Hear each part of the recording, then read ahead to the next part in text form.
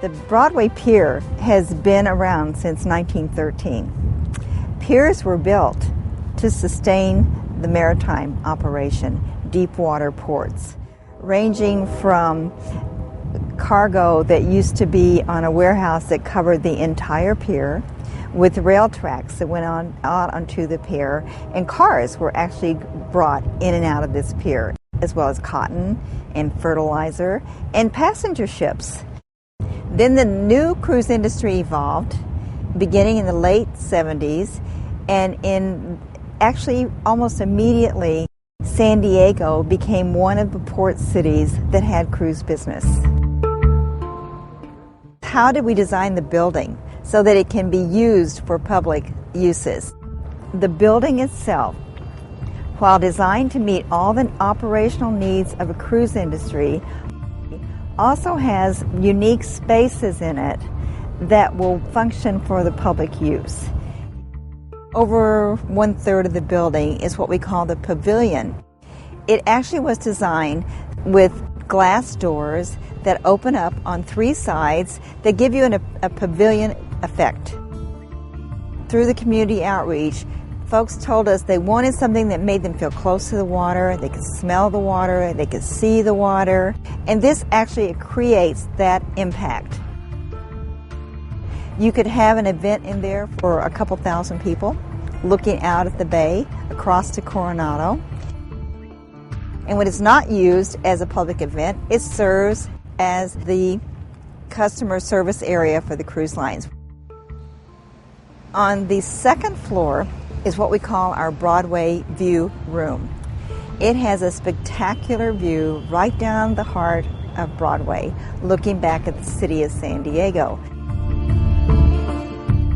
And it's also got glass that looks out to the Midway on one side and down toward the Embarcadero on the other side. There's a little 1,000 square foot room inside there called the BigBay room that could be used for catering or for a special small function. It really will be a true multi-purpose facility.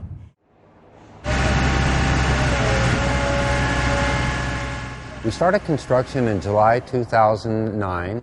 This most recent phase, which included not an enlargement of the pier, but seismic reinforcing of the pier to bring it up to both current seismic code requirements and to provide additional structural capacity to support the new building. The port has taken great strides in addressing the sustainable elements of the building. They include our LEED certification, which will be silver certification, the first of its kind for a cruise terminal, as well as the first that we know about for a facility that's constructed on a pier. The glass materials on the east and south elevations of the building are coated with a material called fritting. This pattern consists of small dots that are applied at the factory to the inside face of the glass. They're baked onto the glass so it is a permanent material, and its purpose is to reduce the glare and the solar heat gain coming into these portions of the building.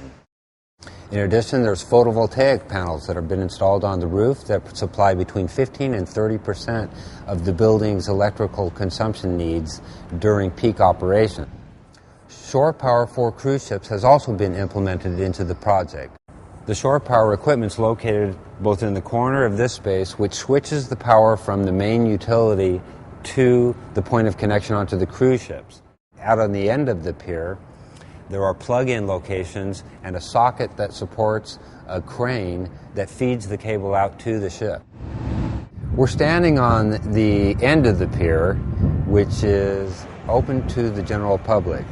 Access to this space is from the south lane along the side of the building, from the front of the pier at Harbor Drive.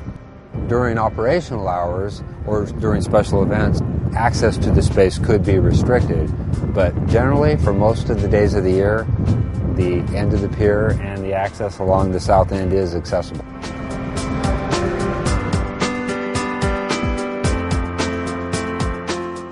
The board decided to make a commitment to public art and has brought in a world-class artist, Lenny Schwindinger from New York City, and she has created a piece called Tidal Radiance. It will come on every evening at just before sunset, and the color will change based on the season. In addition to that, the art actually casts patterns down on the concrete, and that will happen day and night. This has been a project that's actually been in the works for almost 5 years. It began as a temporary tent, evolved to a temporary building, and now to what I believe is really a building that is going to be a great civic benefit for the community.